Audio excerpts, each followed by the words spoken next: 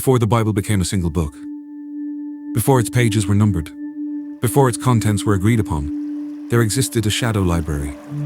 Texts that were read, copied, debated, and trusted by early believers, yet quietly pushed aside. Not burned, not erased, just excluded. This is the strange origin of the Apocrypha, and it begins with a question that still makes people uncomfortable. Who decides what is sacred and what is dangerous? In the earliest centuries of Judaism and Christianity, scripture was not fixed. There was no final table of contents. Stories circulated orally, then in writing. Communities treasured different texts depending on geography, language, and tradition. Some books spoke of angels walking among humans.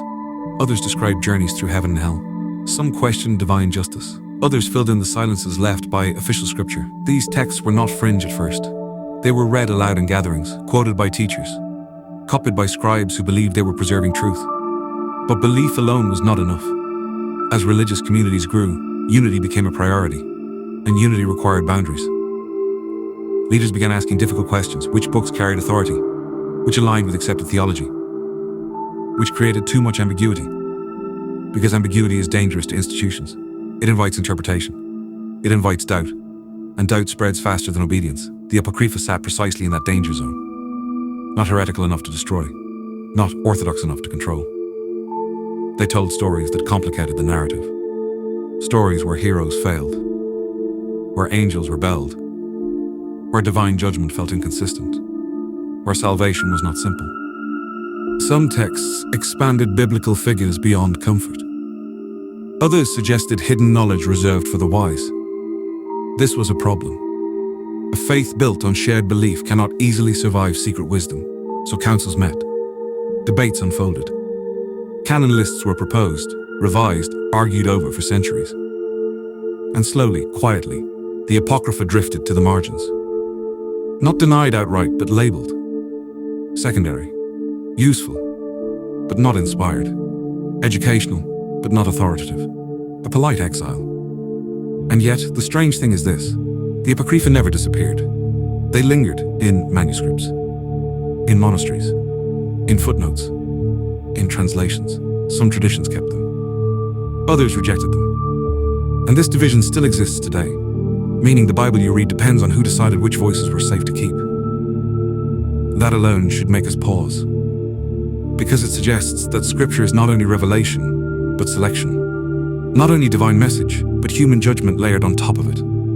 Consider what was lost in that selection. Entire cosmologies, detailed angel hierarchies, stories of cosmic rebellion, philosophical wrestling with suffering and injustice. The Apocrypha dared to explore uncertainty openly. And uncertainty is uncomfortable, especially for systems that rely on clarity. But uncertainty is also deeply human. These texts reflect communities struggling to understand a world that didn't make sense. Wars, exile, oppression, silence from heaven. The Apocrypha didn't pretend everything was orderly. They admitted confusion. This is where the strange origin becomes personal. Because when we remove complexity from sacred stories, we also remove permission to question. The Apocrypha remind us that faith was once messy. That belief evolved through debate, not decree. That early followers didn't always agree on who God was, how justice worked, or what salvation meant. And instead of hiding that struggle, these texts preserved it. So why were they set aside? Not because they lacked meaning, but because meaning without boundaries threatens authority. A closed canon creates stability. An open one creates movement. And movement is difficult to control. The Apocrypha asked too many questions and offered too many perspectives. They didn't settle theology. They stirred it. And so they became the books you're warned about. The ones described as interesting, but unnecessary. Curious, but unsafe. And yet centuries later, they still speak. Not loudly, but persistently, whispering that history is never as clean as we're told. That belief systems are shaped as much by exclusion as inclusion. And that sometimes the most revealing truths live in the margins, not the center. The strange origin of the Apocrypha isn't about lost books alone. It's about how power chooses clarity over complexity, how institutions survive by narrowing stories, and how what we call sacred is often the result of negotiation, fear, and compromise as much as revelation. These texts were not rejected because they were meaningless. They were set aside because they mattered too much in the wrong way. And as this story continues, the question becomes unavoidable. If these voices were once trusted, once read, once believed, what else have we forgotten simply because it made us uncomfortable? And what does it mean to call something apocryphal when it still refuses to be silent? As the Apocrypha drifted into the margins, they didn't become powerless. They became dangerous in a different way. Not because they opposed official doctrine directly, but because they revealed how fragile certainty really was.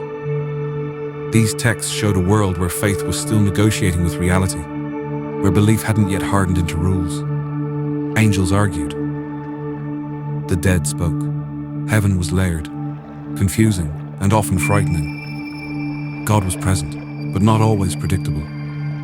Justice existed, but it unfolded slowly, sometimes painfully, sometimes without explanation.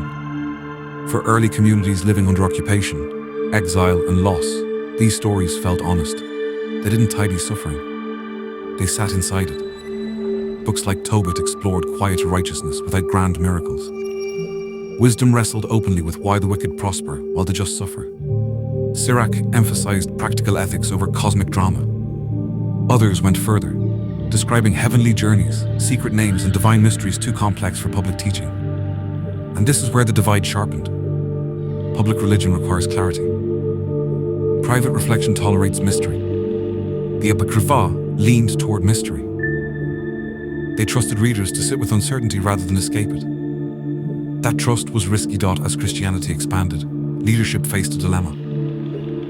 A faith spreading across cultures needed coherence. Different communities reading different texts would fracture belief. So decisions were framed as protection. Protect the faithful from confusion. Protect doctrine from contradiction. Protect unity from interpretation. But protection always comes with a cost. And the cost here was range, emotional range, intellectual range, spiritual range. The canon narrowed, and with it, the acceptable ways to imagine the divine narrowed too. What's often missed is that exclusion did not mean rejection everywhere. Jewish traditions preserved some texts. Catholic and Orthodox traditions retained others. Protestant traditions removed them entirely. The result is that the Apocrypha became a mirror, not of divine truth alone, but of cultural priorities. What one tradition found enriching, another found threatening, and that tells us something important. Scripture does not exist in a vacuum. It lives inside human fear, hope, and power structures. Over time, the Apocrypha were reframed as historical curiosities, useful for background, helpful for context, but spiritually optional. And yet their influence never truly faded. Ideas from these texts shaped theology indirectly. Angelology, concepts of the afterlife, moral philosophy, even imagery of heaven and hell that later felt biblical often entered belief through these sidelined writings. The margins fed the center quietly, and now we reach the uncomfortable realization.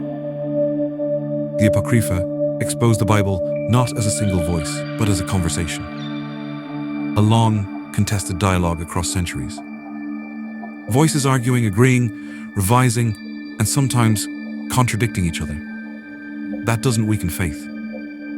It humanizes it. But humanization is exactly what institutions tend to resist.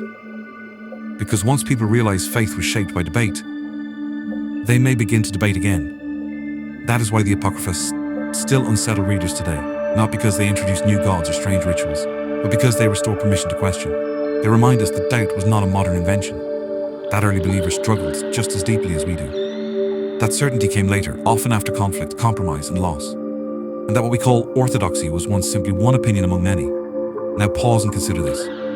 What kind of faith do we inherit when complexity is removed? When ambiguity is labeled dangerous? When uncomfortable questions are quietly set aside? The Apocrypha suggests that something vital was lost in the pursuit of clarity. Not truth itself, but depth. The depth that comes from wrestling rather than accepting, from engaging rather than obeying. And here is where the story turns inward. Because the Apocrypha are not only ancient texts, they are a metaphor. Every culture has its Apocrypha. Ideas that are known but not taught. Stories that are remembered but not endorsed. Questions that are acknowledged but never explored. We all carry a canon of acceptable thoughts, and a shadow library we pretend not to see. The strange origin of the Apocrypha reminds us that exclusion does not erase meaning. It only relocates it to footnotes, to whispers, to personal study, to quiet moments where belief feels less certain but more honest. These texts survived because humans needed them, needed language for confusion, needed stories that didn't resolve neatly, needed permission to say, I don't understand. And so, as this story comes to a close, the Apocrypha ask one final question. Not about which books belong in the Bible, but about what kind of faith we are willing to live with. A faith that demands certainty at all costs, or a faith that allows mystery to breathe. A faith that closes the book, or one that keeps reading even when the answers are uncomfortable. The strange origin of the Apocrypha is not that they were excluded. It's that they were never truly silenced. They remain where they have always been, at the edge of belief, waiting for readers brave enough to step outside the center and listen. And perhaps that is their real purpose. Not to replace scripture, but to remind us that sacred history is not a monument. It is a conversation. And conversations only survive when we allow more than one voice to speak.